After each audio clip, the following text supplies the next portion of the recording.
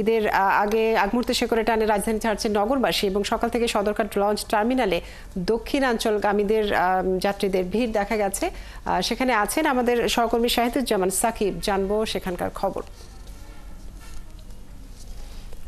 সাকিব, কোন কোন গন্তব্যে লঞ্চ ছেড়ে গেছে, সকাল থেকে ভিড় কেমন দেখেছেন, বাড়তি চাপ সামলাতে এবং অতিরিক্ত যাত্রী বহন ঠেকাতে আইনশৃঙ্খলা বাহিনীর তৎপরতা কেমন দেখছেন?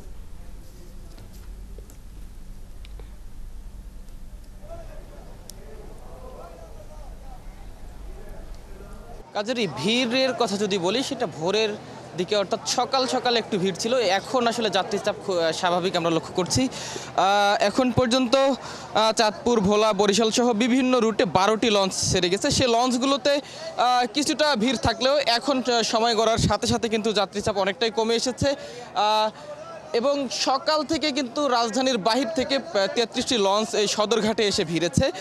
ভোগান্তির কথা যদি বলি, যাত্রীরা আসলে বলছেন গত রাত পর্যন্ত যে ভোগান্তিটা ছিল সেটি এখন আর নেই, তবে বাড়তি ভাড়ার অভিযোগ করছেন কেউ কেউ।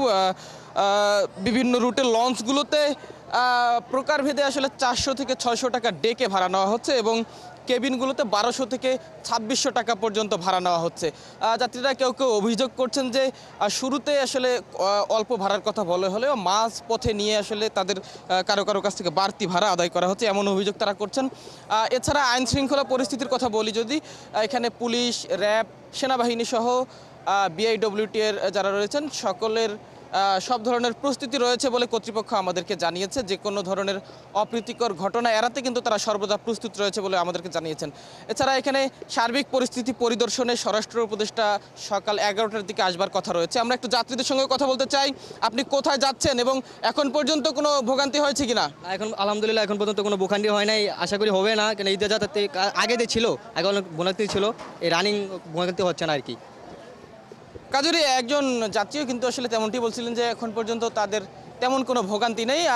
যেহেতু রাত পোহালেই পবিত্র ঈদুল আজহা পালন করার জন্য সকলে আসলে বেশ স্বাচ্ছন্দ্যে এখন পর্যন্ত লঞ্চে ভ্রমণ করছেন বলে আমরা দেখতে পাচ্ছি। পরবর্তী বুলেটিনে হয়তো আরও কোনো খবরাখবর বা যাত্রীচাপ কেমন বাড়ে সেসব নিয়ে আবারও যুক্ত হতে পারবো। পরবর্তীতে আবারও সদরঘাটের খবর জানবো আপনার কাছ থেকে। সাকিব, আপনাকে অনেক ধন্যবাদ যুক্ত থাকার জন্য। দর্শক, সদরঘাট থেকে যুক্ত ছিলেন আমাদের সহকর্মী।